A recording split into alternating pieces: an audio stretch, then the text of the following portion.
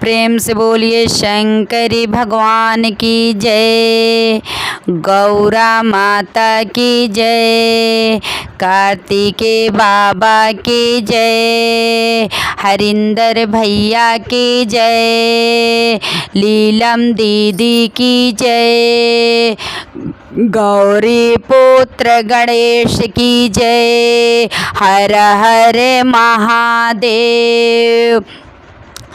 तो देखिए सवन गुरु बहिना, आज सवन के बीच एक शिव चर्चा के भजन लेके आयल बटी। हमरे भजन के आप सब शुरू से अंत तक सुनम और बताइम। हमार भजन सुन के आप सबन के कैसन लगल बाटे, कमेंट बॉक्स में हर हर महादेव लिखम कि हमार भजन कैसन लगल बाटे। तो देखी एगो बूढ़ी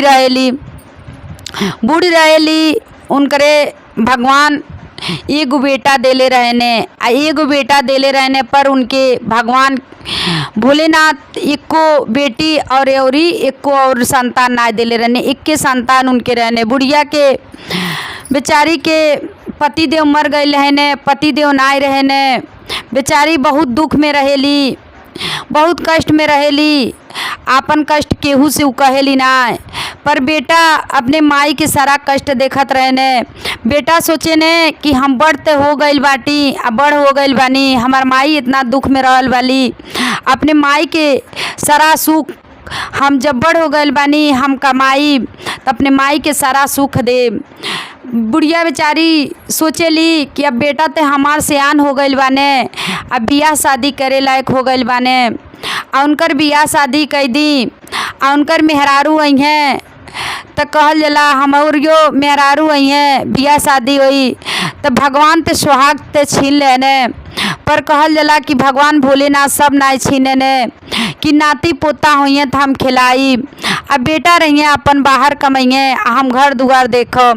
बुढ़िया बेचारी तो अपने मन में ये सोचले रहेली, अपने दिल में ये लालसा उनकर रहेला। पर उनकर बुढ़िया के लालसा देखी का होला आगे। बुढ़िया अपने बेटा के शादी करेली, जब शादी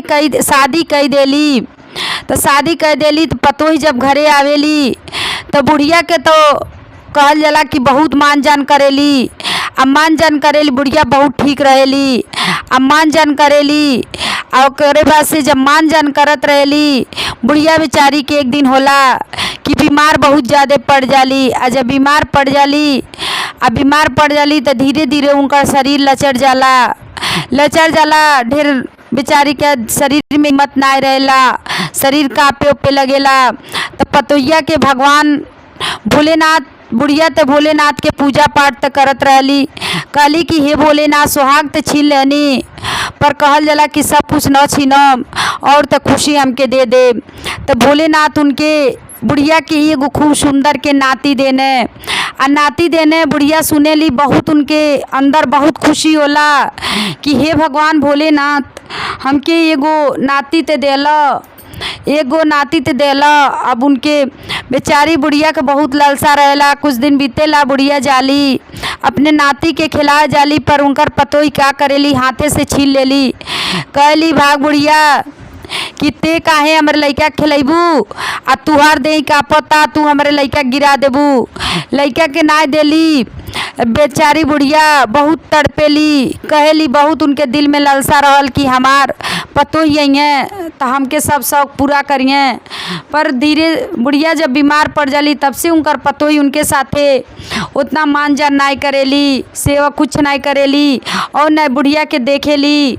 तो बहुत उनके गुस्सा लगेला। एक दिन का होला, ऐसे करत रहली बुढ़िया के बेचारी के अंदर बहुत दुख होला। तो एक दिन पतोहिया का सोचेले अपने मन में, किंकरे बेटा से चल तनी कह तनी कि तू अपने माई के घर से निकाल द, तबे हम खाई आ रह। बेचारा बेटा अब सोचे ने, उनकर मर्द का सोचे ने कि अब हम माई के बात सुनी कि मेहरारू बात सुनी, कुछ बेचारा के कहीं ना जला। अब बुढ़िया जौन रहेली वही घर में एगो कोठरी में पटाई रहेली। सारा इनकर मेहरारू जौन बात कहेली तौन सुनत रहेली, लेकिन बेटा कहीं उल्टा शब्द एगो नाई कहले रहने। कि माई के हम घर से निकालब या ना निकालब। कहे ने अपने मेहरारू से तू कुछ न करिया, हमरे माई के एगो कोठरी में कह दे मैं माई तू रहिया, आ एक कोठरी में रहिया, हमार मेहरारू तो के ले जाके खाना दे दिए तू खा लिया। अब ई पतोहिया कहले रहली कि तुहार माई बस साली बड़ा फुहरई करेली। यही से बुढ़िया से अपने माई से बेटा कहे जब जाइए तो जब कहे जाने तो बुढ़िया तो सारा बात सुनत रहेली, बेटा तो सारा बात कहे ने। लेकिन बुढ़िया कहली ये बेटा तू जा, निम्ने सुखे कमाए जाता ल तो तू जा, अब भगवान तो आगे भोलेनाथ तोरे पे दया कैले रहे। लेकिन बुढ़िया के अंदर तो बहुत दुख रहेला, पर अपन दुख केहू से कहेली ना। अब पतोहिया सोचेली कि हाँ अब तो इनकर बेटा तो गईने कमाए, अब तो जितना हमके शासत करे के रही कैले। तो बूढ़ी पतोहियो सोचेले कि जातली भोलेनाथ की भी पूजा पाठ करेली तो हमो भोलेनाथ के पूजा पाठ करब। अब बुढ़िया की ये मनाई कि घर से निकाल द, चाहे बुढ़िया के यहाँ से तू अपने पास बुला लो, ख़त्म कैल। ये पतोहिया सोचेली कि हमहू पूजा करब तो ये कह। अब बुढ़िया बेचारी तो बड़ी ललसा रहेला कि हमरे नाती होई हैं नतनी होई हैं, हम बहुत खिलाइम, हमरे पतोही हैं, हमार पतोही एक साथे रह जाए। पर बेचारी बीमार पड़ जाली जब से थोड़ा सा, तब से पतोही उनसे बहुत दूरी घिनौनी करे लगेली, बहुत घिनौनी करे लगेली। तब पतोहिया का करेली भोलेनाथ के पूजा पाठ करे जाली त लेकिन ई बूढ़ा जौन रहेली बुढ़िया इहो भगवान भोलेनाथ के पूजा करेल भी, इनके भगवान भोलेनाथ सब ज्ञान दे देले रहने, सब बुद्धि दे देले रहने। तो पतोहिया जब पूजा करे जाली त का कहेली कैसे, होते सुबैया पतोहिया पूजा करे जाली, आ भोला से मनावेली सासू के निकाल दी, आ भोला से मनावेली घर से सासू के निकाल दी। होते सुबैया पतोहिया आ पूजा करे जाली, आ भोला जी से मनावेली सासू के घर से निकालती, आ भोला से मनावेली सासू के घर से निकालती। कहते सुनत पतोहिया आ तीनी रोटियाँ देली, कहते सुनत पतोहिया आ तीनी रोटियाँ देली, आ तीनी रोटियाँ देली, आ तीनी रोटियाँ देली। दुई गो जो खाइनी आ एगो दान कइनी, दुई गो जो खाइनी आ एगो दान कइनी, आ एगो दान कइनी, आ एगो दान कइनी। कहते सुनत पतोहिया आ तीनी रोटियाँ देली, आ दुई गो जो खइनी आ एगो दान कइनी।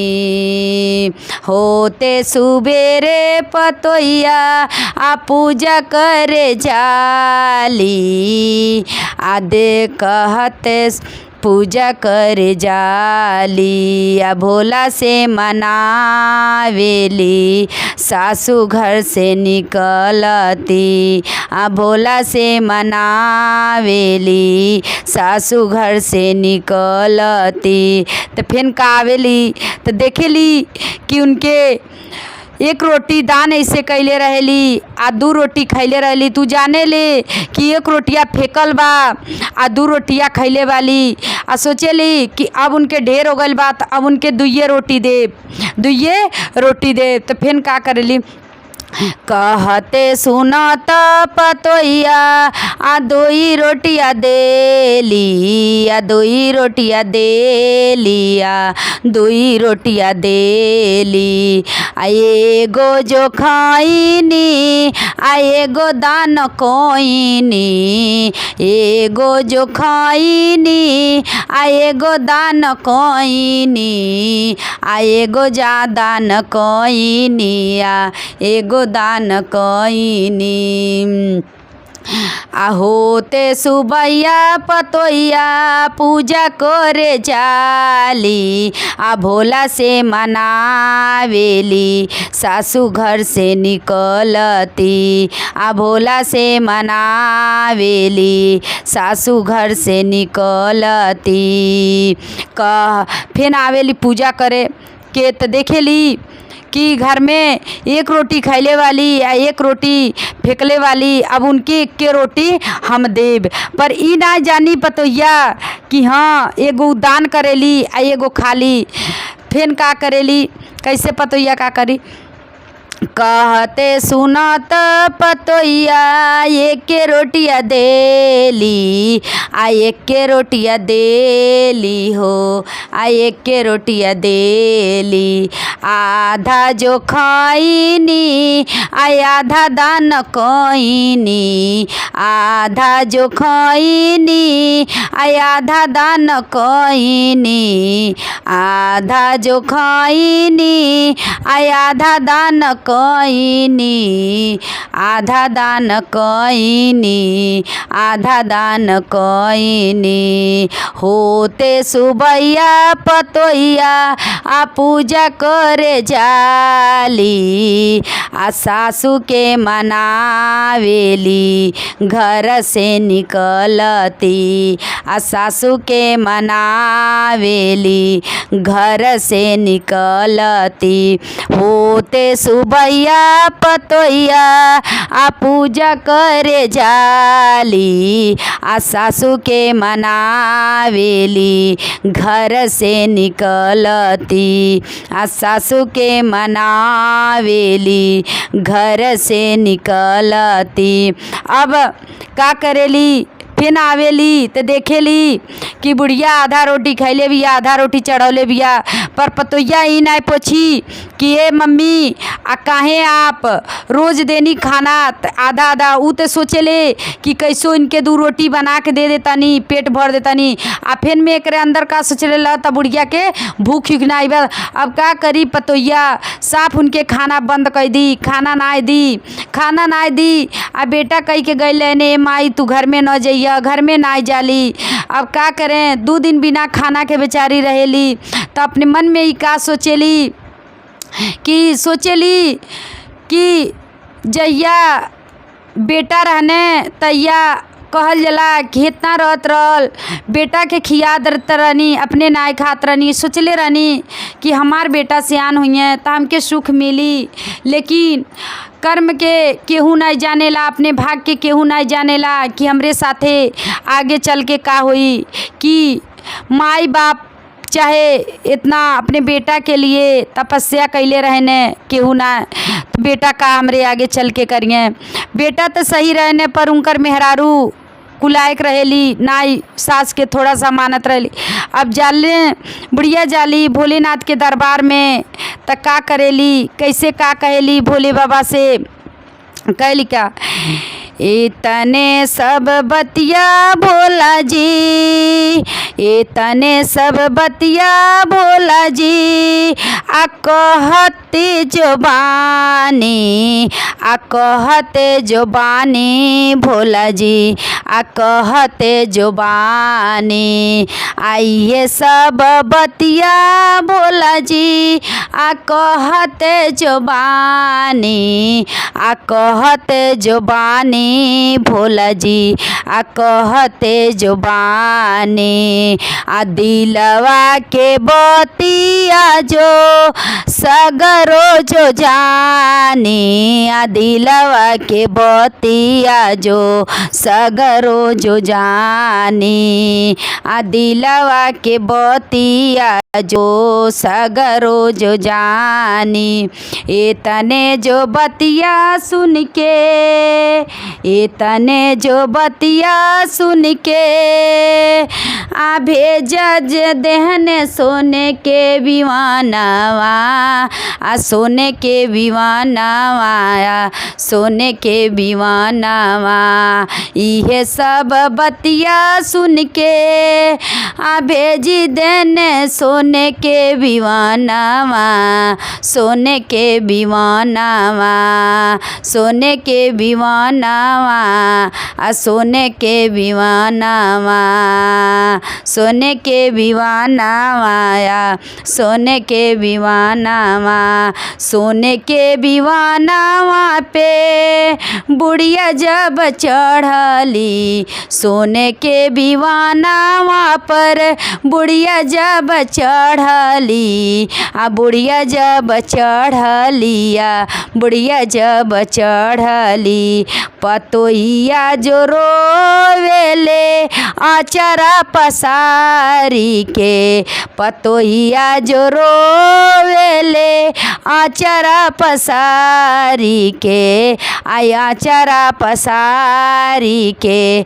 आया चरा पसारी के, बुढ़िया जब चढ़ेली, बुढ़िया जब चढ़ेली, सोने के बिवाने पर, सोने के बिवाने पर, पतोहिया जो रोवेली आचरा पसारी के, आया चरा पसारी के, आचरा पसारी के, होते सुबैया पतोहिया पूजा करे जाली, भोला जी से मनावेली, बुढ़िया घर से निकलती, भोला जी से मनावेली, सासू घर से निकलती, सासू घर से निकलती, सासू घर से निकलती, होते सुबैया पतोहिया पूजा करे जाली, भोला जी से मनावेली, सासू घर से निकलती, भोला जी से मनावेली, सासू घर से निकलती। हर हर महादेव।